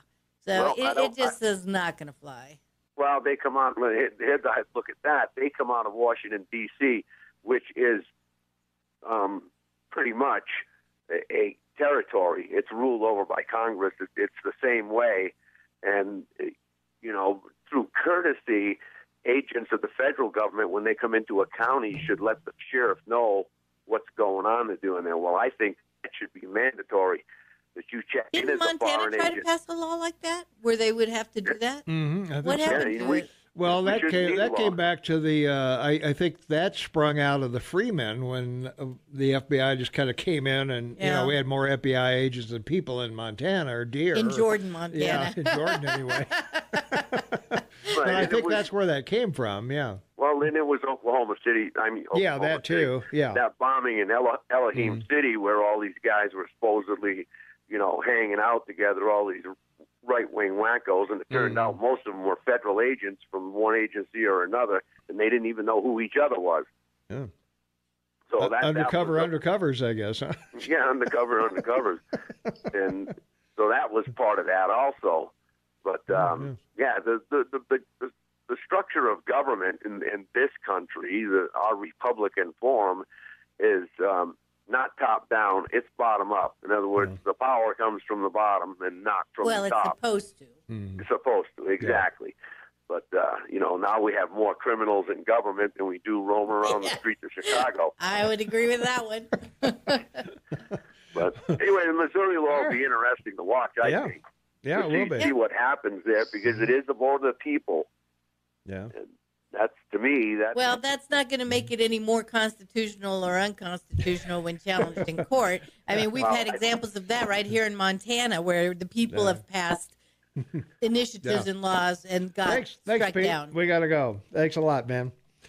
All right, from our text line, we were talking about the Electoral College earlier. Why is no one asking the Dems? They were okay with the Electoral College when Obama was elected. Mueller has put 5 Trump associates in jail so far and counting, dozens indicted, so much corruption, money well spent. And capital operators, we were talking about to Tom Burnett earlier about where do you call about Medicaid if you're unhappy with that. 406-444-4800. 406-444-4800. And we'll be back with more with Jennifer Bordy, the Law Babe, right after this. 24 minutes before the top of the hour. It's Friday, March 22nd, 2019. Tom Eagleoff, your morning mayor in the house. Shaman Taubin, half man, half amazing, on the line in Vancouver, British Columbia. And Law Babe, Jennifer Bordy in the house. From our text line, in the 7 o'clock hour, you announced that the Custer-Gallatin Forest is releasing a 2019 travel plan that proposes to cut motorized use by 50%. This is bogus information. I checked and asked the Forest Service to contact you. So we appreciate callers keeping us honest on that. And once again, Tom Burnett was on. If you want to contact your legislature about Medicaid or any other bills going on, 406-444-4800. 406-444-4800 on that. So, and we're talking guns this morning, gun control, gun registration, gun whatever. And in a minute, I am going to actually read some of the requirements in New Zealand so that we can compare them to the United States. But regardless, you asked me a question. I did. About medical marijuana and the relationship with your ability to own or possess firearms? Well, in some states, if you're on medical marijuana, you're not permitted to own a gun because it's marijuana is restricted under federal law. Correct. So, and under federal law, you also, that is one of the other areas, not only if you've been convicted of a felony or a misdemeanor assault against a partner or family member, but if you have a history of drug use or drug convictions, that is another specific category where you are not supposed to own or possess a firearm. And in fact, one of the biggest sources of arrests and prosecutions, I would say, under federal law is when there is a firearm somewhere in relationship to a drug transaction. And the feds go after that very, very seriously. So, yeah. Well, I would think so, but in this case, marijuana, as we know, is not a prescribable drug. It's in there with heroin and LSD. Under federal law, correct. Yeah. But that's the point of medical marijuana in those states that allow it, is that you get a prescription, again, air quotes sort there. of, yeah. Well, a green card based on a doctor. Yeah, you get a card, not a prescription, I think. Well, it's kind of considered. Yeah, sort of, yeah. And in fact, in California, when they had medical marijuana, it required a pharmacist to dispense it. Right, yeah. So what, Shane? So I just wanted to. So one of the reasons this is important is that it would result in the United States Supreme Court reversing one of the major decisions that's set the precedent in the last 100 years.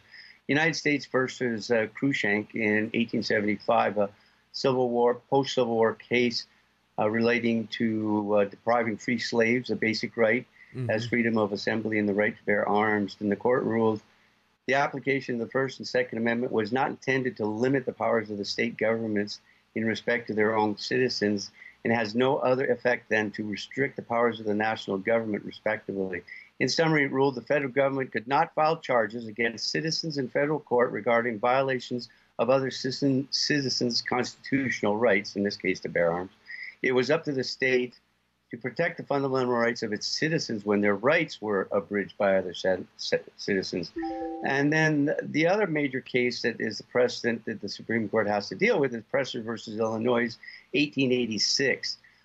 This is the second post-Civil War era case related to the meaning of the Second Amendment rights relating to militia and individuals, which I know our listeners will want to hear. The court ruled that the Second Amendment was a right of individuals, not militias, and was not a right to form or belong to a militia, but related to an individual right to bear arms for the good of the United States, who could serve as members of a militia upon being called up by the government in time of collective need. In essence, it declared, although individuals have the right to keep and bear arms, a state law prohibiting common citizens from forming personal military organizations and drilling or parading is still constitutional, because prohibiting such personal military formations and parades does not limit a person's right to keep and bear arms. And there are 3 or 4 other major decisions that have been made. Well, D.C. versus Heller in 2008, rather than the 19th century. and United States versus Miller in 1939. The absence of evidence showing the possession in regards to a shotgun and its size. And, of course, the big one you just mentioned, District of Columbia versus Hiller in 2008, because, the state or city, that made a decision that the court overturned because of its previous precedent. So there you go. Just want for our listeners to understand the importance of it's been going on a long time. Yeah, exactly. Yeah. Well, and that was one of the reasons that D.C. versus Heller was watched so closely before it even was decided by the U.S. Supreme Court, is because really there is a scarcity of decisions by the court on the Second Amendment over the centuries, I guess, as you pointed out. And so, but it's certainly affirmed, and I'm not familiar with those cases from back then, although I'm sure D.C. versus Heller, because it did a very comprehensive historical review of the right to bear arms in America. It's pretty much a precedent set, actually. But and that was one of the main things it did hold, was that, yes, it's an individual right. It's not tied to whether or not you are in the militia or anything like that. So we got to take a break. We'll be back in exactly 59 seconds, point 15. So count with me. 59, 58. All right, it's 16 minutes, actually, before the top of the hour, Friday, March 22nd, 2019, 34 degrees outside. I'm not used to being out for a minute. I'm sitting here doing other things, and we're back on the air. Shaman Toppin on the line with me in Vancouver, British Columbia, and Jennifer Bordy in the house, and Tom Eagleoff, your morning mayor, and we're talking guns. We are talking guns.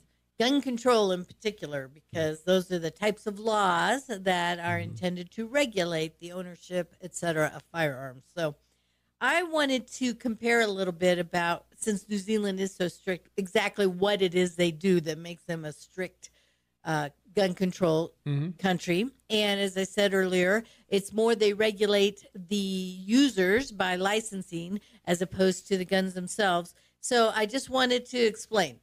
To become licensed in New Zealand, an applicant must be a fit and proper person over the age of 16. They also need to have adequate secure storage for firearms, attend a safety program administered by their Mountain Safety Council, pass a written safety test, pay a fee, and supply passport standard photographs with their application. The police then individually interview the applicant and 2 references. They have to have 2 references, one of which cannot be a family member. And to determine the applicant's suitability for a license, their residence is visited to check for appropriate storage of firearms and ammunition.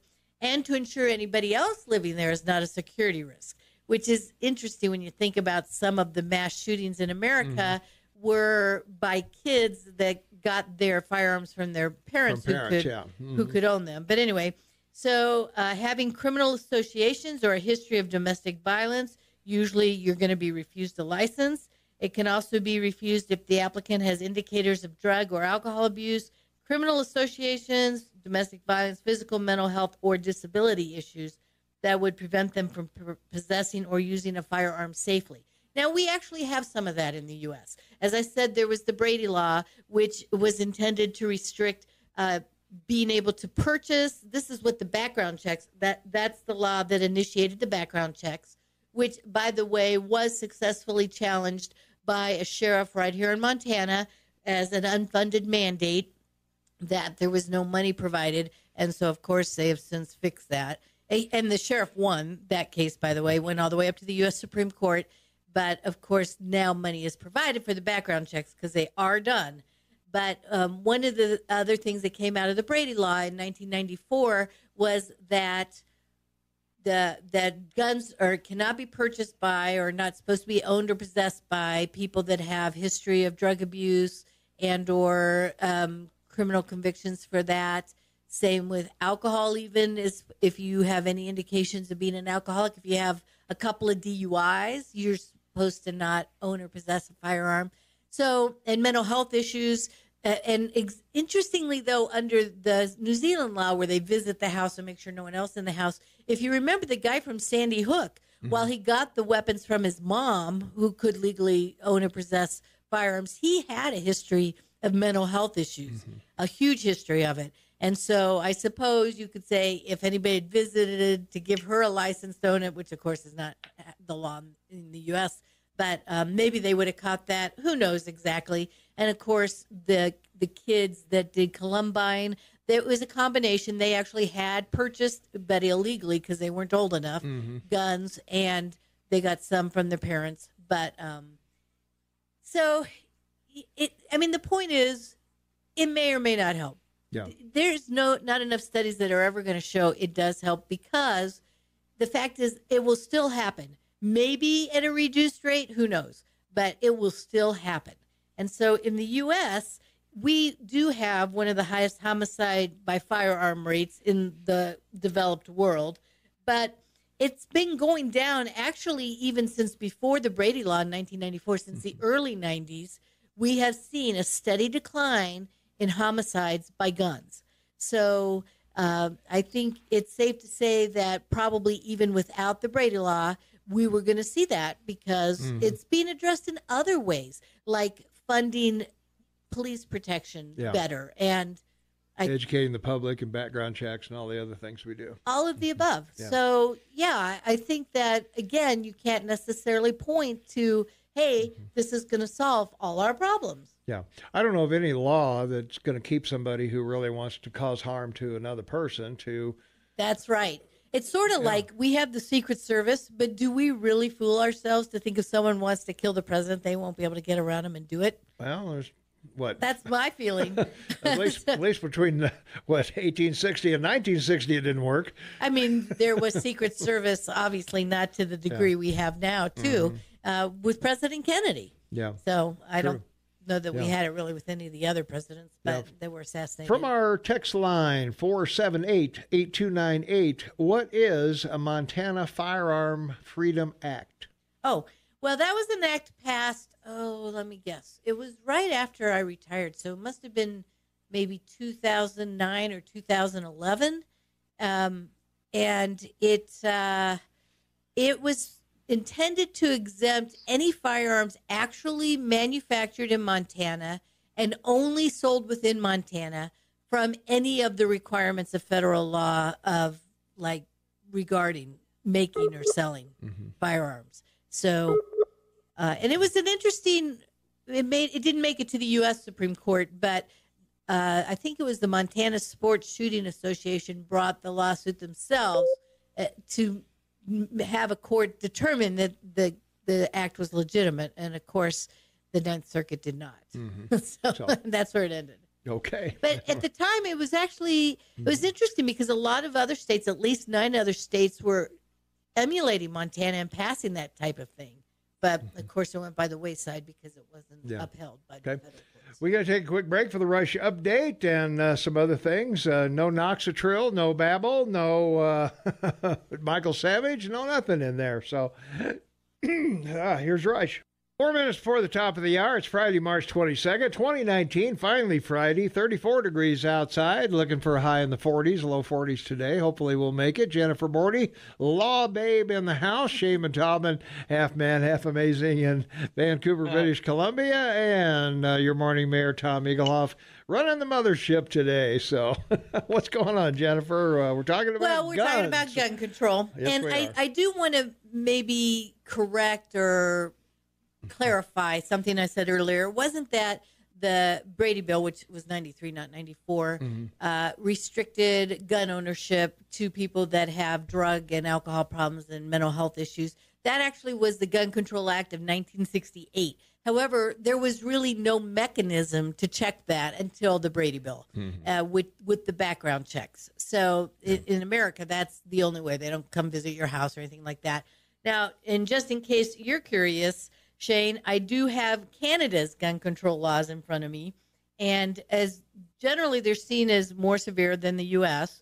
But by the way, Tom was looking at the suicide rate in Canada is quite high. So, and that's one thing that all these studies have to look at, the suicide rate but in addition to the homicide rate, because there are 2 classifications of deaths by firearms. So in Canada, it also relies on licensing all gun owners. They have to be at least 18 years of age. In New Zealand, you only have to be 16. So that's kind of interesting. And it does include a background check, a public safety course. And this part is what I found interesting. There's 3 classes of weapons: non-restricted, which is ordinary rifles and shotguns; restricted, which is handguns, semi-automatic rifles and shotguns, and sawed-offs. Interesting. And prohibited, which is all automatics. So that's kind of interesting that that categorization and then the level of control is based on that. And in Canada, the gun control laws also were based on a mass shooting. Where apparently a disgruntled student walked into a Montreal engineering school and killed 14 students and injured more than a dozen others. So that was the impetus to pass these laws. But in 2012, the government did abandon the long gun registry, citing cost concerns. So it's kind of interesting to compare our northern neighbor, obviously, which I think we relate to almost all the time on a lot of things, except maybe socialized medicine. But at any rate, that makes it interesting. And I just want to point out one other thing.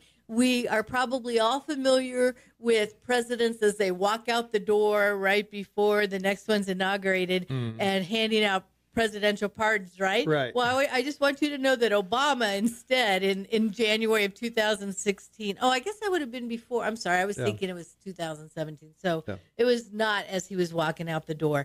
But he issued a package of executive actions designed to decrease gun violence, requiring dealers selling firearms at gun shows or online to obtain federal licenses and conduct background checks if they sell there. So, which was exempted from before. So, all right. So it's an ongoing issue. Obviously, does it work? Does it do what people want every time there is a mass shooting? Start crying gun control, gun control. Yeah. From our website, KMMSAM.com, there's a recall for canned dog food has been expanded. Hill's Pet Nutrition, and we've got a list of the ingredients over there, the ones that are in sale. So say goodbye, Shane. Goodbye, Mayor. Talk to you Monday morning. All right, man. Thanks for being here. All right. We got to go. And Jennifer, thanks for being here. Thanks for the info. And thanks to all the listeners, the texters, and everybody. So we appreciate that very much. And don't forget to like our website, and we'll be back Monday.